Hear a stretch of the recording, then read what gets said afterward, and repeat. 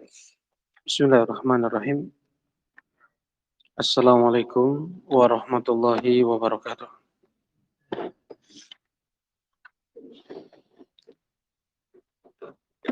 Innal hamdalillah nahmaduhu wa nasta'inuhu wa nastaghfiruh wa na'udzu billahi min shururi anfusina wa min sayyiati a'malina. May yahdihillahu fala mudilla lahu wa may yudlil fala hadiya lahu.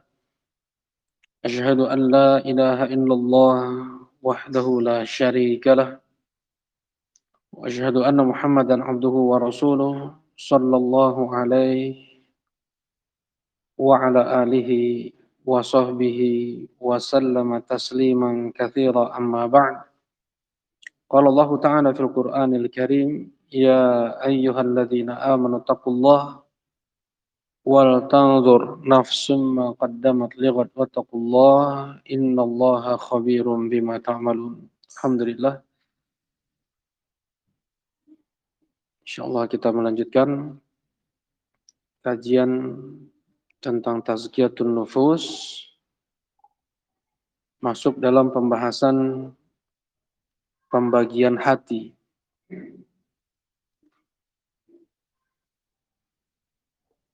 Nah, hati manusia terbagi menjadi tiga. Ada hati yang sehat, hati yang hidup maksudnya. Ada hati yang sakit, ada hati yang mati. Nah, hati yang sehat, hati yang hidup, atau hati yang selamat, merekalah yang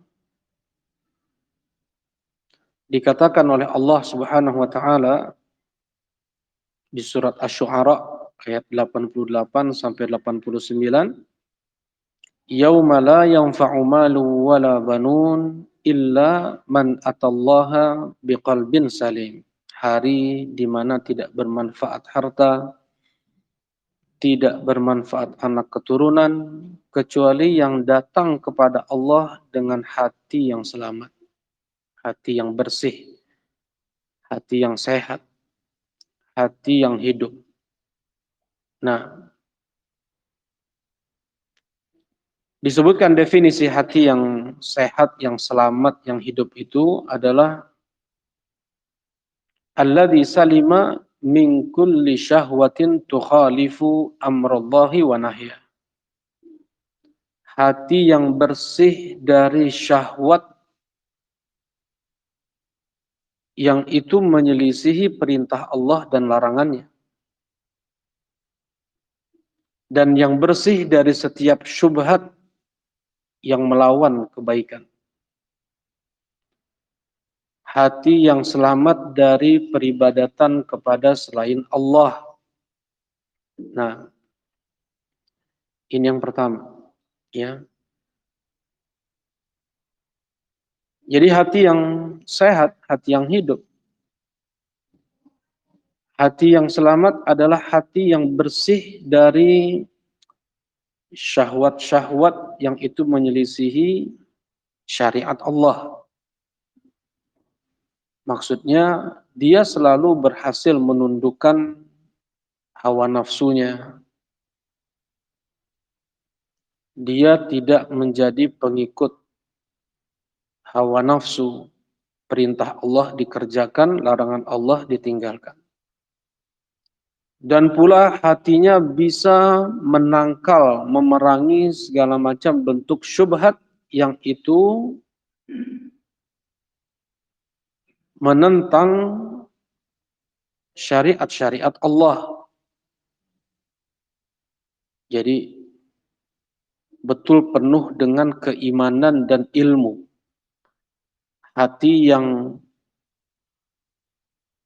dipenuhi dengan keimanan sehingga dia bisa melawan syahwat untuk bermaksiat. Dan dipenuhi dengan ilmu yang bisa melawan segala macam bentuk syubhat yang terus menghasut dan menghasut, menggoda untuk jatuh pada maksiat. Dia tidak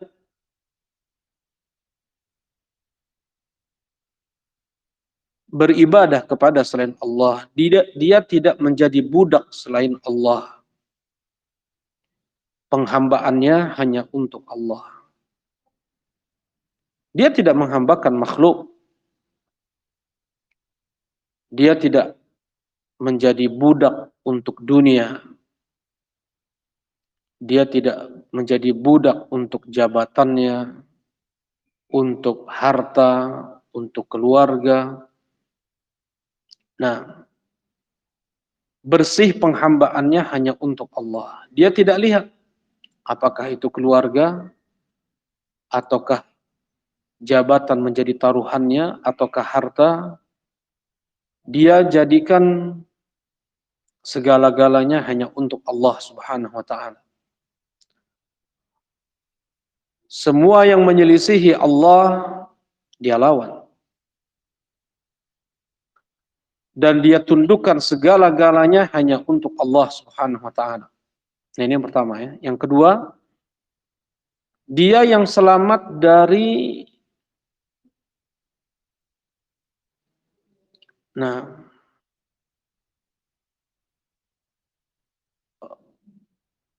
menjadi pengikut selain Rasulullah sallallahu alaihi wasallam. Dia yang hanya menjadikan Rasulullah sallallahu alaihi wasallam panutannya dalam dia berhukum, dalam dia beribadah, dalam dia berakidah, dalam dia bermuamalah, dalam dia berakhlak. Nah,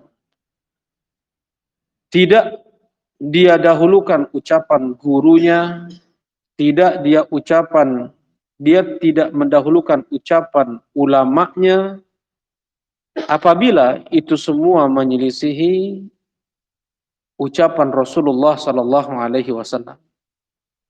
Dia tinggalkan semua ajaran madhabnya ketika itu menyelisihi ajaran Rasulullah sallallahu alaihi wasallam. Nah, dengan demikian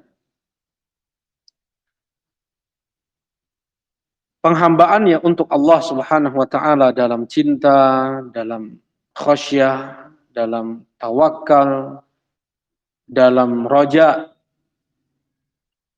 murni hanya karena Allah. Apabila dia mencintai karena Allah. Apabila dia marah dan benci, dia lakukan itu untuk Allah. Tidak dia memberi kecuali hanya karena Allah dan untuk Allah. Tidak dia menahan hartanya pun karena Allah. Ya. Ada seseorang dia menahan untuk tidak memberi pun karena Allah juga. Nah, seseorang dia memberi karena Allah dan dia menahan hartanya untuk dikeluarkan pun karena Allah juga. Ya.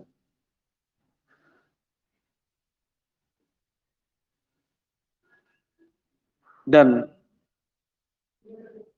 sempurnanya penghambaan kepada Allah dengan dia menyempurnakan al-ittiba' kepada Nabi Muhammad sallallahu alaihi wa ala alihi wasallam.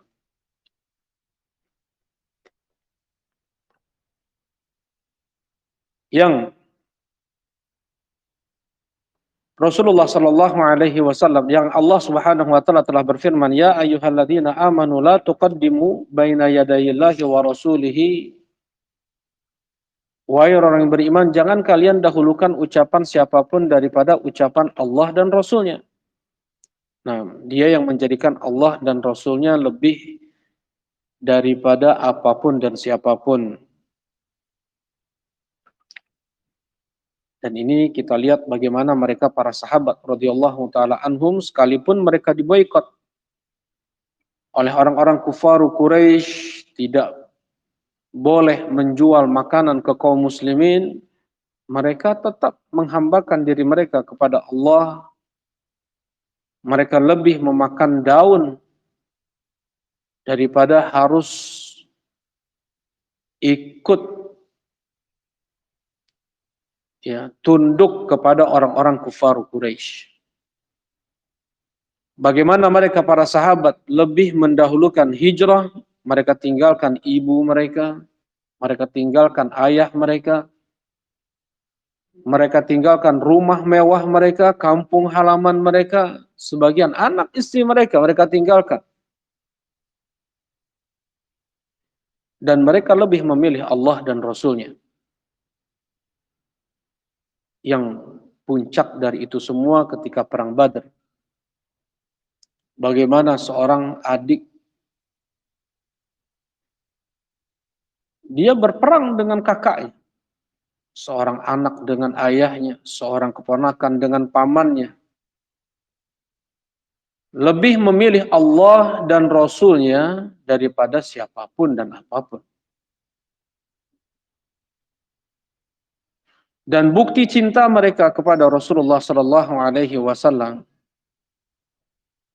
mengamalkan perintah Allah, an-nabiyyu aula bil mu'minina min anfusihim, nabi harus lebih didahulukan oleh kaum mukminin daripada nyawa-nyawa mereka. Di perang Uhud mereka lindungi leher nabi dengan leher-leher mereka. Para sahabat melindungi tubuh Nabi sallallahu alaihi wasallam dengan dada-dada mereka. Terbunuh 70 Ansar dan 7 Muhajirin. Talha bin Ubaidillah menghalau pedang yang hendak menebas Nabi sallallahu alaihi wasallam dengan jemari atau dengan tangan beliau, putus tangan Talha bin Ubaidillah. Karena beliau lebih mencintai Rasulullah daripada tangan beliau.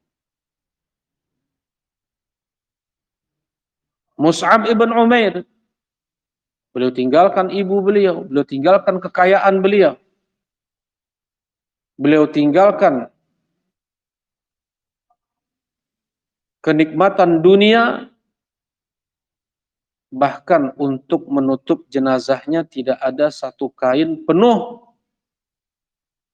bisa menutup tubuhnya.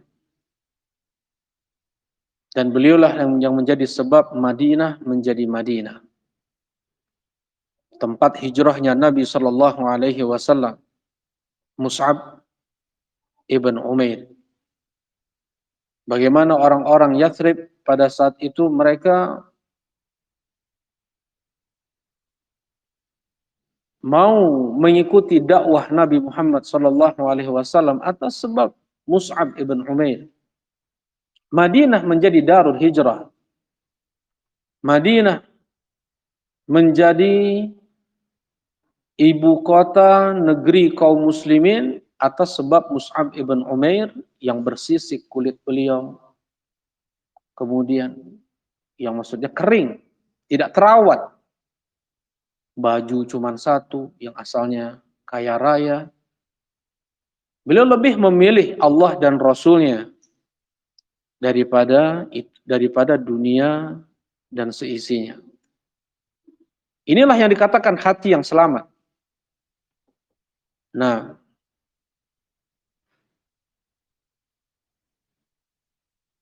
dan dalam beribadah ikhlas hanya untuk Allah Subhanahu wa taala, yang mudah Allah Subhanahu wa taala memudahkan kita untuk mendefinisikan ikhlas di surat Al-Insan, wa yut'imuna at'ama ala hubbihi miskinan wa yatiman wa asira. Mereka memberi makan orang-orang miskin, anak yatim, para tawanan perang. Innama nut'imukum liwajhillah la nuridu minkum jazaan wala syukura. Kami memberi makan kalian itu karena Allah. Sekalipun sedikit pun kami tidak berharap dari kalian balasan apapun atau ucapan terima kasih sekalipun. Itu syukur, itu ikhlas dalam memberi karena Allah. Tidak dia berharap ucapan terima kasih dari orang yang diberi. Tidak dia berharap balasan apapun. Karena dia bermuamalah dengan Allah. Dia mengharap hanya dari Allah Subhanahu wa taala, sedikit pun tidak ada dari makhluk. Mereka yang memiliki hati yang masih hidup, yang bisa dinasehati oleh Al-Quran, yang masih banyak ruang dalam hati mereka untuk mengambil pelajaran dari Al-Quran. Allah Subhanahu wa taala berfirman, "Inna fi dzalika ladzikra liman kana lahu qalbun aw alqa sam'a wa huwa syahid." Sesungguhnya pada Al-Quran itu ada peringatan, ada pelajaran, pengingat bagi liman kana lahu qalbun, bagi yang memiliki hati. Hati yang seperti apa? Sebagaimana di surat Yasin Allah jelaskan, liyunzira man kana hayya. Al-Quran menjadi peringatan untuk yang hidup, untuk yang hatinya masih hidup. Au alqa sam'a, mereka yang memfokuskan pendengaran, wa huwa syahid, yang hatinya tidak lalai. 3 syarat Al-Quran menjadi peringatan, menjadi ilmu bagi yang membacanya. Ada 3 syarat kata Allah. Yang pertama tadi hatinya masih hidup. Yang kedua, dia memang memfokuskan pendengarannya. Ya. Au alqa sam'a, betul-betul dia menajamkan pendengarannya. Wa huwa syahid, dan hatinya tidak lalai. Apabila ada 3 hal ini pada seorang muslim, maka dia bisa mengambil faidah dari Al-Quran. Nah, berbeda dengan hati yang mati. Yang kedua adalah al-qalbul mayyit, hati yang mati, yaitu lawan dari hati yang hidup atau yang sehat atau yang selamat tadi. Fahuwa la ya'rifu rabbahu, dia yang tidak tahu siapa Rabbnya. Wa la ya'buduh, dia yang tidak beribadah kepada Allah. Wa la ya'buduhu bi amrihi wa ma yuhibbuhu wa yardah, bal huwa waqifun ma'a syahawatihi. Dia yang beribadah seenaknya, bukan dia beribadah karena Allah atau karena tuntunan dari Allah, ya. Tetapi tergantung syahwatnya, bagaimana hawa nafsunya, bagaimana enaknya dia, waladzatihi. Sekalipun itu mendatangkan murka Allah, walaupun itu mendatangkan marah Allah, nggak peduli dia. Nah, yang jelas terlampiaskan syahwatnya, tertunaikan keinginannya, dia tidak melihat apakah Allah ridha ataukah Allah murka. Yang demikian dia menghambakan dirinya untuk selain Allah, pengikut hawa nafsu. Ara'aita man ittakhadha ilahahu hawahu. Ya, yang menjadikan hawa nafsunya sebagai Tuhan. Apa yang terbetik dalam hatinya itu yang dia ucapkan. Apa yang terlintas dalam hatinya itu yang dia lakukan. Sedangkan seorang muslim dia banyak menahan apa yang terbetik dalam hatinya, tidak dia ucapkan. Apa yang terlintas dalam pikirannya tidak dia lakukan. Selalu dia timbang itu semua dengan Al-Quran dan Sunnah. Betul-betul dia penjarakan lisannya, betul-betul dia kekang perbuatannya, tidak seperti mereka para penyembah hawa nafsu. In ahabba lihawah, wa in abghadha lihawah. Orang yang hatinya mati, dia mencintai sesuai dengan hawa nafsunya. Dan dia marah pun dia sesuaikan dengan hawa nafsunya. Dia memberi pun yang menjadi tolak ukur adalah hawa nafsunya. Nah, hawa nafsu sebagai imamnya, syahwat menjadi panutannya, kebodohan menjadi supirnya, dan kelalaian menjadi tunggangannya. Nah, yang seperti ini dia sudah hanyut dengan apa yang disegerakan oleh, atau dia sudah hanyut dengan dunia, ya. Ketika wa yunada ilallah wa ila daril akhirah min makanin ba'id fala yastajib linnas. Ketika ada yang mengingatkannya untuk kembali kepada Allah, untuk ingat kampung yang sebenarnya, kampung akhirat, tidak sedikit pun menoleh, tidak sedikit pun hatinya cenderung pada nasihat tersebut. Wa yattabi' kulla syaitanin marid, yang dia ikuti para setan. Nah, dunia yang menjadi tolak ukur dia marah atau dia senang. Hawa nafsu membuat dia tuli, membuat dia buta. Bergaul dengan orang-orang seperti ini adalah penyakit, bahkan racun. Duduk dengan mereka suatu kehancuran, kebinasaan. Nah,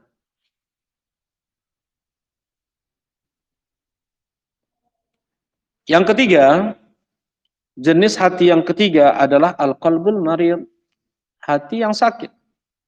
Dia ada hidupnya tetapi berpenyakit. Terkadang dia ingat dengan Rabb-nya. Terkadang lalai, terluputkan banyak ibadah kepada Allah Subhanahu wa taala. Terkadang dia menang, terkadang dia kalah. Ada cintanya kepada Allah, ada imannya kepada Allah, ada ikhlasnya, ada tawakalnya, ada takutnya kepada Allah, tetapi terkadang dia pun kalah dengan syahwatnya. Bal tu'thiruna al-hayatad dunya. Kalian, nah, lebih mendahulukan dunia, ya. Wa isaruha, lebih mendahulukan dunia daripada akhirat. Terkumandangkan azan, dia lebih mendahulukan tokonya, dia lebih mendahulukan dunianya, sekolahnya, rapatnya. Dia lebih mendahulukan pekerjaannya daripada panggilan hayya 'alas shalah. Ambisi untuk meraih dunia ada, bahkan kedengkian nampak. Kedengkian nampak. Dikatakan oleh Syekhul Islam, setiap manusia ada rasa hasad. Setiap manusia, ahlu jannah sekalipun.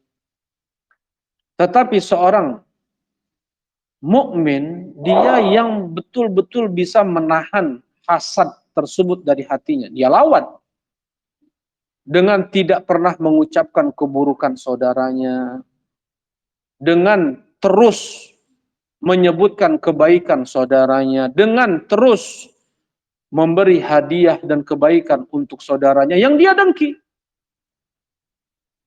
Nah, dengki itu kata Al-Imam Nawawi ada 3. Yang pertama,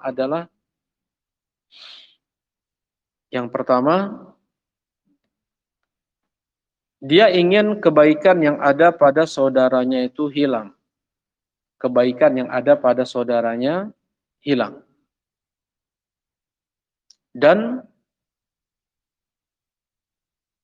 dia miliki, dia kuasai kebaikan yang ada pada saudaranya itu. Ini dengki, iri, hasad.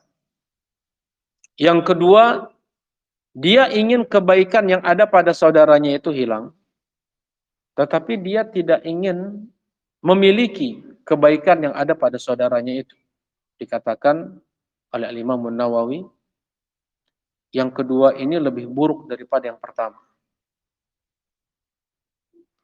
Yang ketiga, dia tidak ingin kebaikan yang ada pada saudaranya itu hilang, tetapi dia tidak ingin dilampaui oleh saudaranya.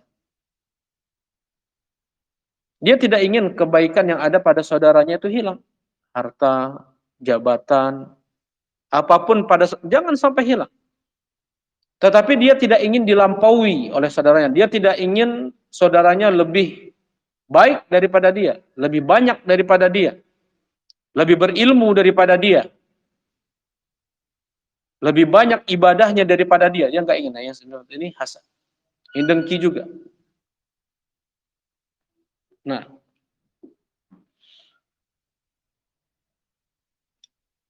dan kemudian di sini disebutkan al-kibr, juga terkadang ada sombong. Ini hati yang berpenyakit, ada sombongnya juga.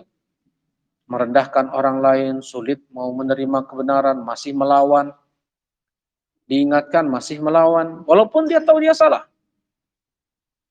Wal ujub, dia merasa ujub, terkagum dengan apa yang dia miliki, dan ujub ini adalah sebab riya masuk. Ujub adalah sebab riya masuk ke dalam hati seseorang.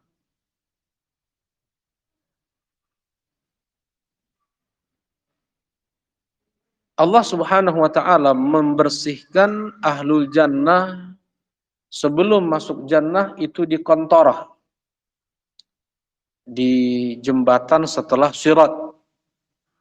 Wa naza'na ma fi sudurihim min ghillin ikhwanan ala sururin mutaqabilin. Kami cabut penyakit-penyakit hati mereka dulu agar mereka duduk-duduk nanti di surga di atas dipan-dipan berhadap-hadapan. Nah,